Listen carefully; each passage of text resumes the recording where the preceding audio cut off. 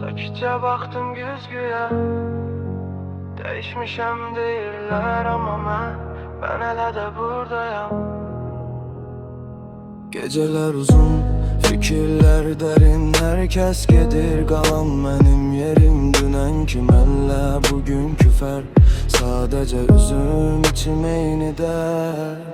Ama deyir ki sen değişmişsen, belki de haklıdır kim bilir, belki sen. Ama bir şey var değişmeyen içimde, seni aktaran hislerim hele de yerinde.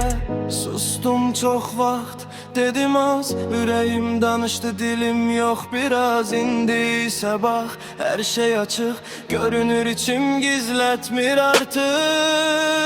Ben değiştim ama eyni kaldım, hamı gitti yine tek kaldım. Geceyle dost oldum, ayla danıştım, seni unutmadım, sadece alıştım. Ben değiştim ama eyni kaldım, gülüşüm sakta, içten yandım.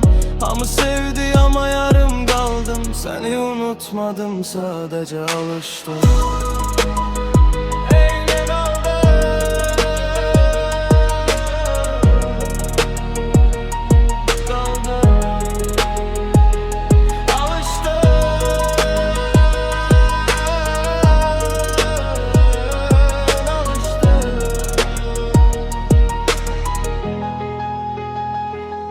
Şehir değişir, küçeler susur, hatireler ise içimde durur. Bir zaman biziydi, indi mən.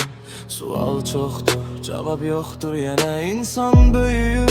Hisler kiçilir, ürək yorulur, ama gizlenir. Belki de bu hayat ders verir bize, sevdiğini itir, özünü tap diye kaçtım özümden. Tuttum yine özümü, yitirdim seni, taptım sözümü.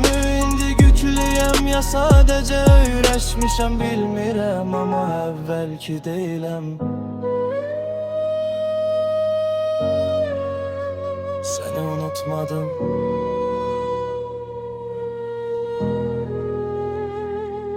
Ben değiştim ama eyni kaldım, seni seven o uşaq kaldım. Vaxt geçti ama ben saymadım, seni unutmadım, sadece alıştım.